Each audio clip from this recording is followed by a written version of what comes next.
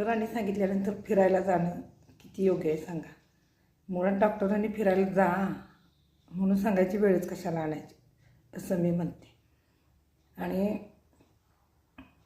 कुठल्याही घरात जा, एक ना एक जाड व्यक्ती तुम्हाला भेटणारच.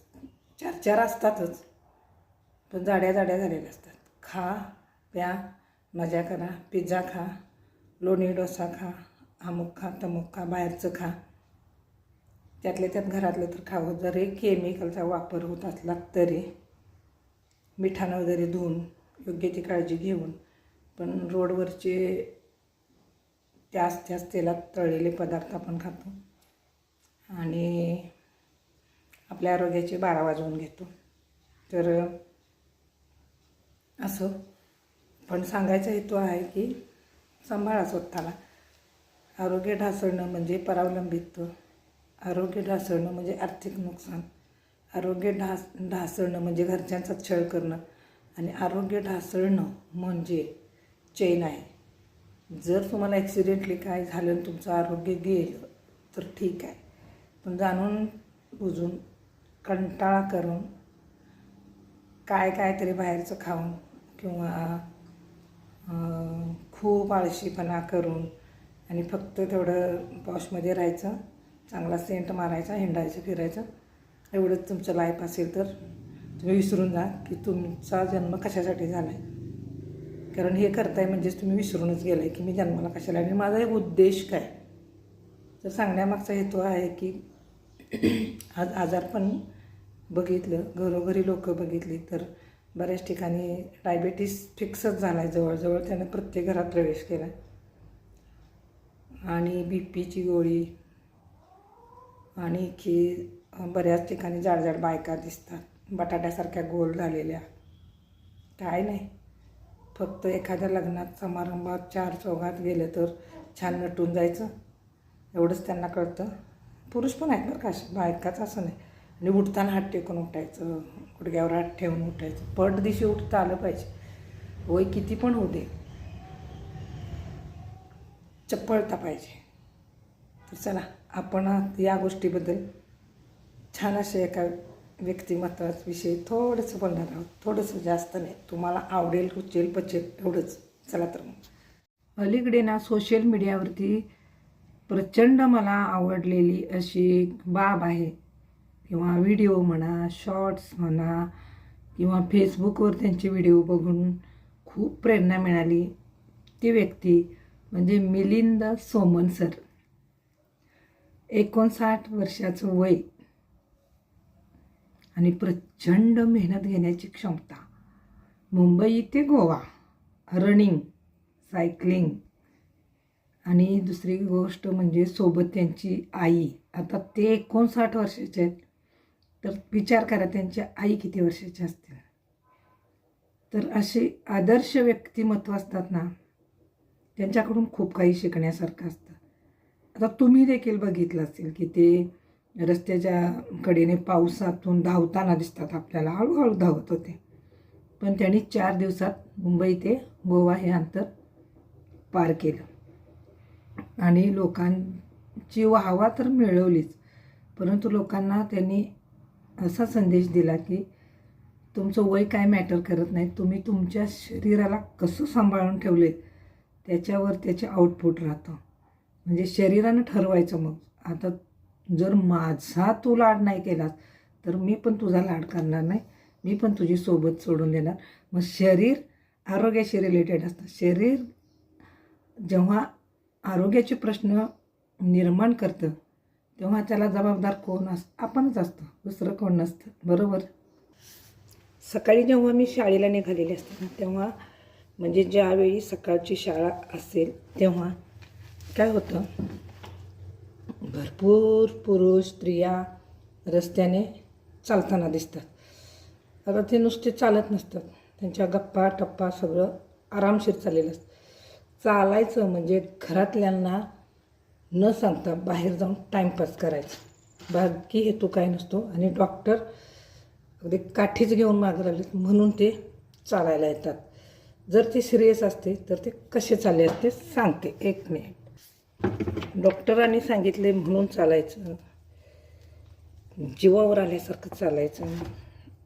आजूबाजूच्या लोकांच्या चाहड्या टिंगल टवळ्या करत चालायचं.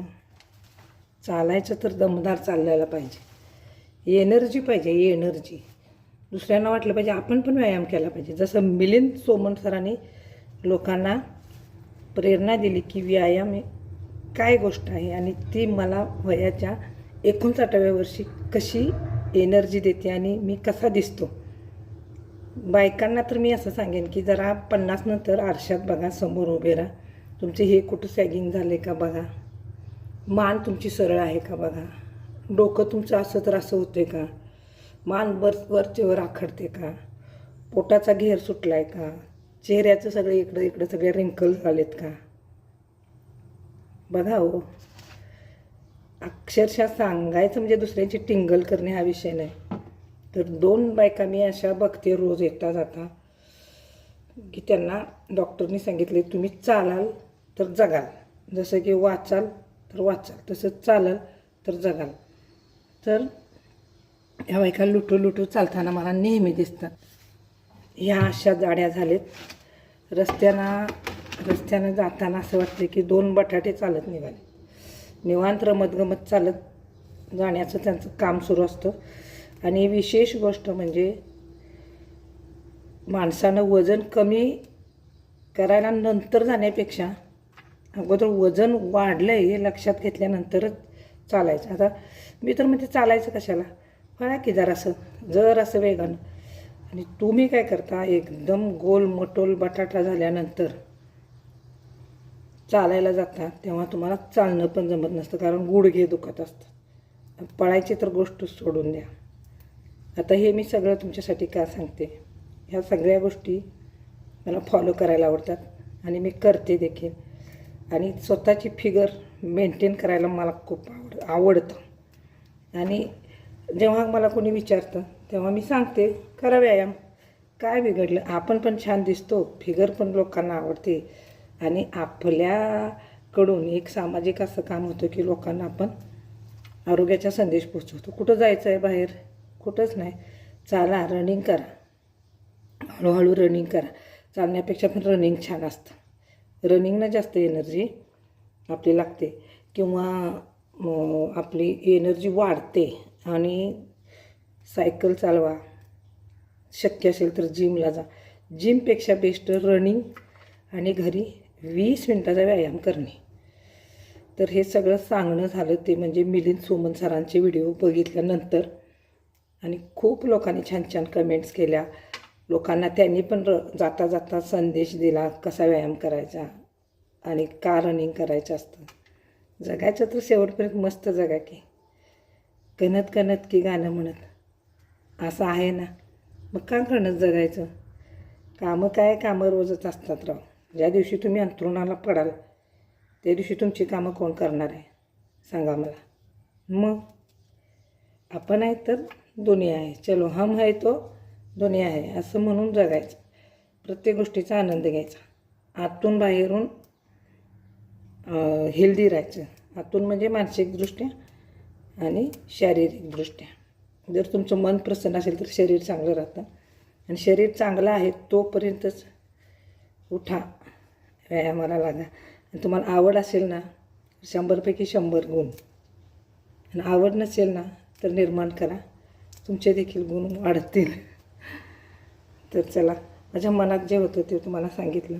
आवडलं असेल तरी पण सांगा, नसेल तरी पण सांगा. तुम्हाला व्यायाम आवडत नसेल तरी सांगा, डॉक्टर बघतील. मग तुम्हाला कुठल्या वेळापासून व्यायाम करायला सांगायचं ते आधीच करा सुरुवात आणि छान दिसा. आणि मिरवा की छान फिगर घेऊन 4 चौघात.